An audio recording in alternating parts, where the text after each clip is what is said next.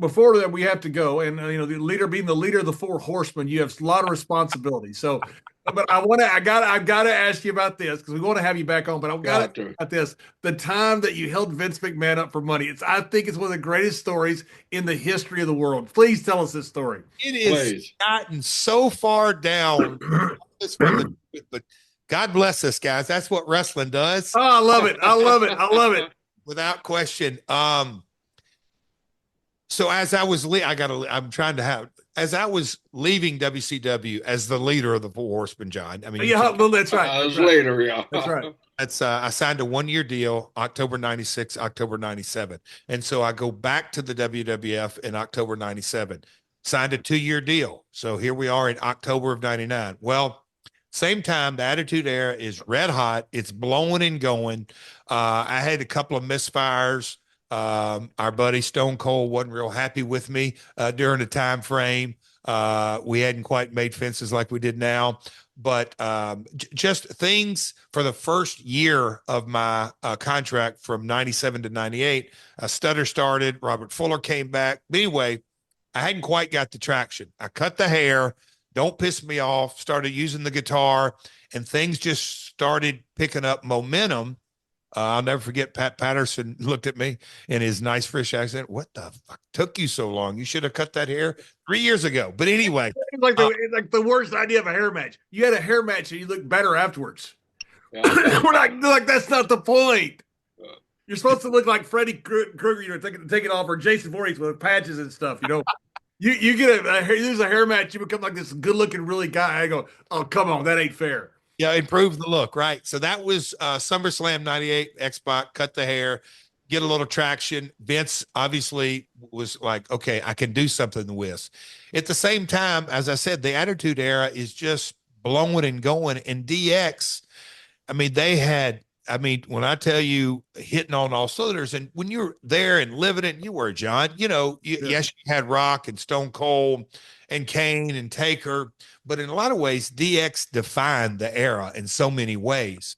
And Shawn had gotten injured, so Hunter and Billy and Road Dogg and X-Pac, but Chyna just kept building that entire momentum. And my storyline was over here, and just you look on it, and me and Owen were the tag team champions in the first part of the year, and then the accident, and then the IC, and they decided to go with me with the Intercontinental Champion. Just all the dominoes that weren't really written, it happened. And then all of a sudden, just kind of the natural story, because Chyna had continued to get that build. Well, with all this going on and Vince making a boatload of money, he's going to take his company public. So as he is, and if you guys remember, he's doing Raw and he's doing SmackDown, and then he's flying to Germany. And then the next week he's come back. He's literally investment bankers. All he was dialed in was taking my company public. It consumed him. So as far as the negotiations are going on, it was me and JR. And this has been talked about to death. JR, I get it. As Coach Bill Parcells said famously, if I'm coaching this team, if I'm making this meal, then I get to go to the grocery store and pick my groceries and cook my meal. I didn't fit into JR's plan, so to speak. And I get it. He wants to keep the team happy. And so the negotiations didn't really proceed the way I thought they should have at all. They were going south, as opposed to, like, I would be safe to say I don't think anybody on the roster was taking a pay cut. Most were getting bumps in pay just because everybody's making money. Jim was playing hardball with me, and I got that. Well, when it got down to kind of nut cutting time, and look, Vince did what it was. I mean, he was off doing his deal. I'm like, man, I'm going to be doing myself a disservice because I am a red hot heel. It is what it is. I'm rocking here. I at least have to explore my options. And so JJ was down there, and my dad, obviously long history with JJ and all this. And so I started putting feelers out, and they were kind of like, what? You're not? Yeah, no, I'd like to get a number from you guys. And it kept getting down and kept getting down. And I'm like, Jim, are you not going to give me any kind of like new offer. And he just, and again, water under the bridge, but I will never know. Nobody will never know really what the agenda was, but he didn't pursue it. And I'm like, all right, I got to do what's best for Jeff. And so, okay, WCW, send me the paper, because it was a hell of a substantial raise, quite a bit. And I agonized over that. And so made the deal, and the pay-per-view was on a Sunday. My contract expired on a Saturday. And Wow. so this is where it gets sticky. So the word got to, Jeff's not renewing. I'd let them know. Vince starts calling me on Thursday night, on Friday afternoon, on Friday night, and leaving me voicemails. Hey, let's talk. We need to work that. And by that point, there was nothing left to talk about. I'd already signed. Wasn't completely comfortable with the Jeff Vince relationship, but I knew JR's the head coach. He's running the show for all intents and purposes. I'm not going to beat my head. It just was what it was. So I had moved on emotionally. So I let Vince know I will be at your house show on Saturday night. Me and Road Dogg travel together, and I'll be at the pay-per-view on Sunday, and we will cut a deal and we'll make this thing right, or we won't make it right. And so get to the building on Sunday, and man, hey, y'all, I don't know, I'm sure y'all have heard this story, but anyway, we get to the building, and I just was, none of it set right, because I knew I had worked for WCW. I had been under the corporate umbrella. I knew things were done differently. I was never happy there for the 1 year, in the base that you didn't know who the boss was. And look, yes, Eric was the boss, then he wasn't the boss. And, even in that year when he was 96, he was the tip top boss, but Kevin Sullivan was booker, and then this guy was assistant booker. As you guys know, it's a different environment and I come from the territory days where you knew who your boss was. So wasn't a boss. And so when I got there, in year one of that last contract with WWF, about halfway into it, because my wife was sick, I didn't make all the dates that, and Linda stepped in early in Jill's battle and said, leave him off, let him come to TV, no house shows. And I'm like, no, no, no, no. And Jill said, no, no, no, you have to work. Linda kind of mandated, he doesn't need to make. Well, on my payoffs after year one, I was just under my downside. I didn't meet my downside. So JR, being the good businessman, after year one said, hey, man, you're going to blow way above it, because year two, you're going to get the bookings, but we're going to lower your downside. We're changing the deal, JR. Yeah, you didn't really meet it. I've got to do what's best for the business. But don't worry about it, Jeff. You're going to get booked. You're going to go blow through it, which I did. But that was the point. So when I got to the building, that perked back up into my brain, and I was not really happy about any of it, about the contract, and like, why are we doing this? And look, Road Dogg, best friend to this day, and he's talking, and he wasn't happy, and you guys can imagine him, on a scale of 1 to 10 being about a 13 or 14. He wasn't happy with the circumstances, and I guess he let JR know it a couple of different times during this time frame. But anyway, it was a mess in so many ways. But I was there. Under no set of circumstances was I not going to drop the title, because that's the deal. That right hand talking to left hand. JR was playing hardball, and rightly so. Russo, Ferrara, Bruce, Pat, Vince, Creative were the other side. They're writing Jeff as the IC champion, and my God, we've got a red hot program, male against female. Jeff is going to tear the house down, and it's the perfect guy to drop it for the female, and just all that storyline. Well, Vince, let's make this easy on both of us. What do you propose, Jeff? I said, well, I think we need to get all cleaned up and pay. Okay, talk to JR. So went out and talked to JR, and I said, he said, go talk to Jim. Jim, how do we think we solve this? He said, well, I don't know. I said, well, we got to figure it out, because once I drop this title, I got zero leverage. You can write me a check for $5 and we'll shuffle paper for the next 10 years, and I'm further in the debt. So I've got to cut a deal before the match, not after it. Okay, that makes sense. That makes sense. I said, all right, I think there were 3 or 4 pay-per-views in the pipeline. And I said, let's figure a payoff of this one and this one and this one, whatever it may be. We need to come up with that number, Jim, if you want to think on this and come back to me. So he came back to me and I said, we got to factor in tonight's pay-per-view too, right? Yep. He said, that's kind of going to be a separate issue, but let's figure all this out. So he did that. And so he had to go back in. I assume, hey, Vince, this is what he wants. He wants to get cleaned up tonight.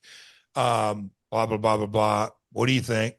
Apparently Vince was fine with that, understood all that, came back.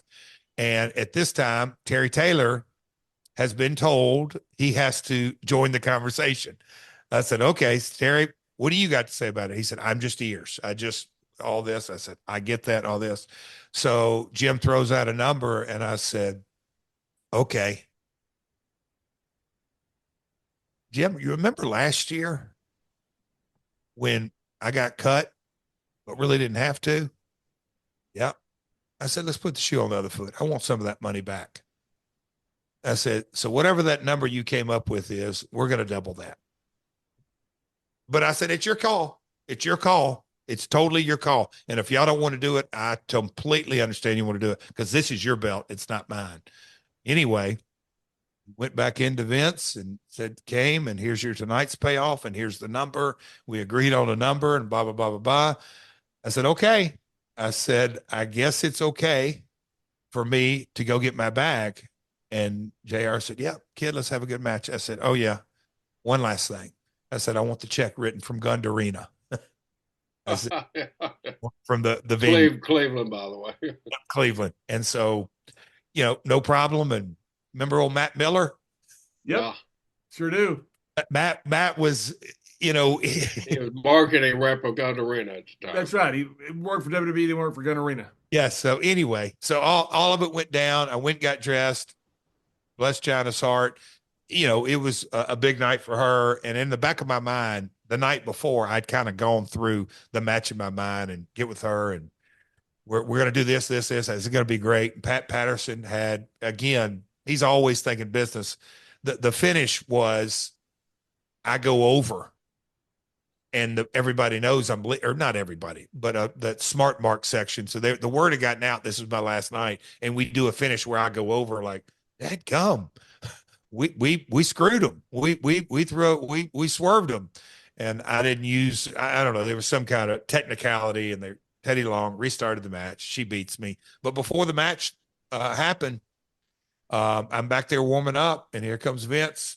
As you guys have always seen him, 3-piece, big breasted, all this, opens up his shirt pocket, hands the check, Gundarina, all this. Shook his hand. He's like, shook hands. They looked at me. And then he's the one who initiated the big hug. And he said, I really appreciate you doing business tonight. Go have fun out there. Do what you do. Oh, like. Now, was the check from Gundarina or for written at Gundarina? No, it was from Gundarina. They wrote it out. I mean, the house sold out. They had the cash. So gotcha. Yeah. But those are the kind of moments that,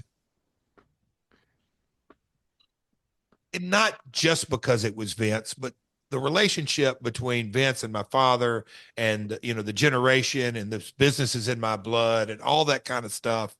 It's like, this may sound crazy. This may be a good little stopping point for the episode. Had I not done that, I don't believe Vince would have respected me. That's what I've always wondered. I've always wondered that. I just don't think he would have. I don't. I mean, look, I went on and did TNA and this and that and this and that. But when the time came and when I was available, I went right back to work for him. I mean, it was just kind of the reality of it. So I do, and we, hell, 2018, 19, 20, up through pandemic and all that, working late nights and this and that. And anyhow, I do think the core of the business is the business. As you guys are telling stories, it all reverts back to, it ain't freaking winning and losing and this and that. It's all red ink, black ink, butts and seats, the business of the business. I do. I truly think that. it says a lot that Vince brought you the check himself. Yeah. You know, if he could have been a dick and had JR bring it to you and not say a word to you, but he brings it to you himself. He hugs you, and that's pretty cool. Yeah, I mean, and look, 1,000. My attorney, I mean, he was just like, "You're gonna do what?" And I go, "What's the thing that's gonna happen to me? Like the worst thing? I don't get paid for Sunday. Oh boy, okay, I don't get paid. Look, I knew when I signed with WCW, it's all on the table. Now I can fight it. Can't shuffle paper with a multi-millionaire promoter. Are you freaking kidding me? You know, it was what it was. So that's when I look, and look, I was 30, whatever, mid 30s. Yeah, I was 33, 34-year-old man. All of us, when we were in our mid 30s till we're in our mid 50s, the wisdom that we've gained just by living life. Yeah. I got to think, looked at me like, listen, yeah, okay. I get it, JR, because when Vince left the voicemails, he's like, Jeff, I've been out of pocket. I have not been available. I have not been dialed into this. Can we talk this out? Can we figure something out? I understand your frustrations, but let's discuss this. Not saying that, I mean, look, I know better than anybody. I'm not no main wheel in the cog, but he wanted to do business. And look, again, there's something about second generation and third generation and being around it and diving in. I know that for a fact because when I did go back, just kind of we're lifers, you know, it is what it is. But yeah, it was that story. You know, Conrad says, yeah, you held him up with a pea shooter. At the end of the day, Vince didn't have to pay nobody a cent. And JR knew that, and I knew that. And you know, that was the reality. He didn't have to pay nobody he didn't want to. What was I going to do? Right. And was JR hot? JR, I guess, said in his book and a couple of different days, it wasn't one of his better days at the office. But to his defense, as we all know, if you're coaching a ball team, you better keep your QB, I mean, really happy. Look at Aaron Rodgers. He got the damn coach fired this year. And what did that solve? Not a damn thing. And that guy's, you know, just it's life. It's the reality of politics and trying to do leadership. So Jim was doing, and look how successful he was doing it. So yeah, he's very successful. Oh, yeah. I don't know that there has been a more successful talent relations guy. To be honest, his track record kind of speaks for itself. That his talent acquisition is second to none. Yeah, fantastic. That whole team was fantastic. To me, what I've always thought was kind of amazing is it's one thing to have a good eye and get the all-star team pick. It's a completely different deal when you're, and I used to tell Bob Carter, Dixie's dad, Bob, here's the nuts and bolts of wrestling.